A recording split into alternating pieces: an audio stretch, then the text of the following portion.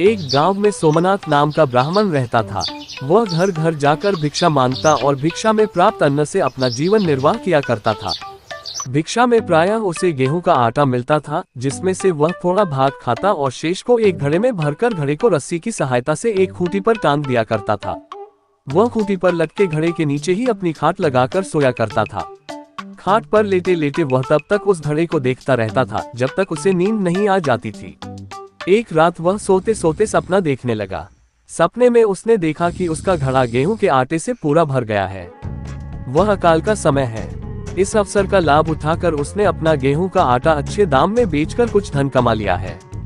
उस धन से उसने 2 बकरियां खरीद ली हैं। धीरे धीरे बकरियों की संख्या बढ़ने लगी है और उसके पास बकरियों का झुंड हो गया है। बकरियों को बेचकर उसने 2 गाय खरीद ली है और गाय का दूध बेचने लगा है। दूध बेचकर हुए लाभ से उसने कुछ भैंस खरीद ली है, फिर कुछ घोड़े। उसने घोड़ों का व्यवसाय प्रारंभ कर लिया है, जो दिन दूनी रात चौगुनी तरक्की कर रहा है। उसके पास धन धान्य की उसे कोई कमी नहीं रह गई है।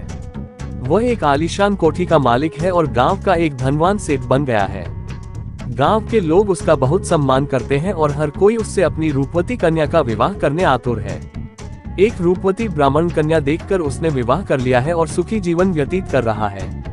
विवाह उपरांत उसे पुत्र रत्न की प्राप्ति हुई है, जिसका नाम उसने सोम शर्मा रखा है।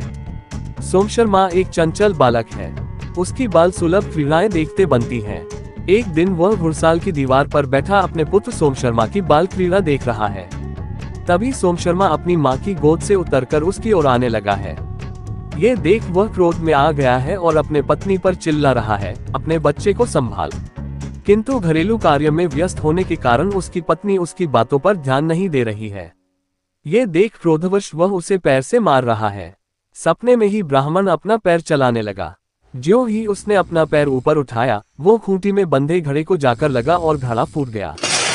घड़ा चकनाचूर हो गया और गेहूं का आटा जमीन में बिखर गया। ब्राह्मण ने सपने में जो हवाई किले बनाए थे, वो भी टूटकर बिखर गए। इससे हमें ये सीख मिलती है कि शेख चिल्ली के समान हमें हवाई किले नहीं बनाने चाहिए।